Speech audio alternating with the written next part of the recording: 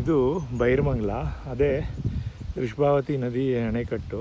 ಅಲ್ಲಿ ಈ ಕೆರೆ ಏರಿ ಆಮೇಲೆ ಅಲ್ಲಿಂದ ಈಗ ಫುಲ್ ಈ ಕಡೆ ಈ ಕೆರೆ ಇದು ರಿಸರ್ವರ್ ಫುಲ್ ಸೇರಿಸ್ಕೊಂಡು ಈ ಕಡೆ ಎಲ್ಲ ಭೂಮಿ. ಇದು ಅದು ಸ್ವಲ್ಪ ಬೆಟ್ಟ ಗುಡ್ಡ ಥರ ಇರೋದು.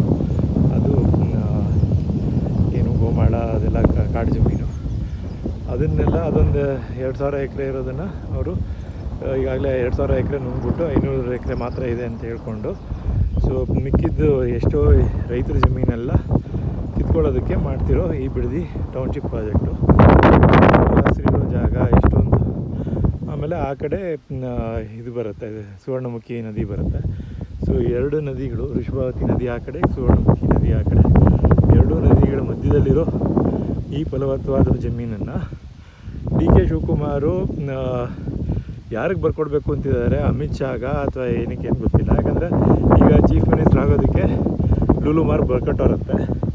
ಹಾಗೆ ಈ ಬಿಡದಿ ಬೈರಮಂಗಲ ಈ ಜಾಗನೂ ಬರ್ಕೊಡ್ಬೇಕು ಅಂತ ಪ್ಲ್ಯಾನ್ ಮಾಡಿದ್ದಾರೆ ಅನಿಸುತ್ತೆ. ಸೊ ಅದಕ್ಕೆ ಈಗ ಅಕಸ್ಮಾತ್ ಏನಾದ್ರು ಮಾಡಿಕೊಡ್ಲಿಲ್ಲ ಅಂದರೆ ನನ್ನ ಕುರ್ಚಿಗೆ ಹೋಗುತ್ತೆ, ಮತ್ತೆ ಜೈಲಿಗೆ ಕಳಿಸ್ತಾರೆ ಅನ್ನೋ ಥರ ಭಯದಲ್ಲಿ ಮಾಡೋಕ್ಕೆ ಹೊರಟಿರೋದು ಅಂತ. ಸೊ ಇದನ್ನು ನಾವು ರೈತರ ಕುಟುಂಬಗಳಿಗೆ ಉಳಿಸ್ಬೇಕು. ಆವಾಗ ನಮಗೆ ಮುಂದೆ ಆಹಾರ ಭದ್ರತೆ ಬೆಂಗಳೂರಲ್ಲಿರೋರಿಗೆ ಇಲ್ಲಿ ಬೆಳೆದಿರೋ ತರಕಾರಿಗಳು ಎಲ್ಲ ಬನಶಂಕರಿಗೆ ಬರುತ್ತೆ. ಸೊ ಇದು ವಾಟರ್ ಟ್ಯಾಂಕ್ ಮೇಲೆ ನಿಂತ್ಕೊಂಡು ತೆಗಿತಾರೆ ವೀಡಿಯೋ. ಸೊ ಬನ್ನಿ, ರೈತರ ಜಮೀನು ಉಳಿಸೋಣ, ಬೆಳೆಸೋಣ.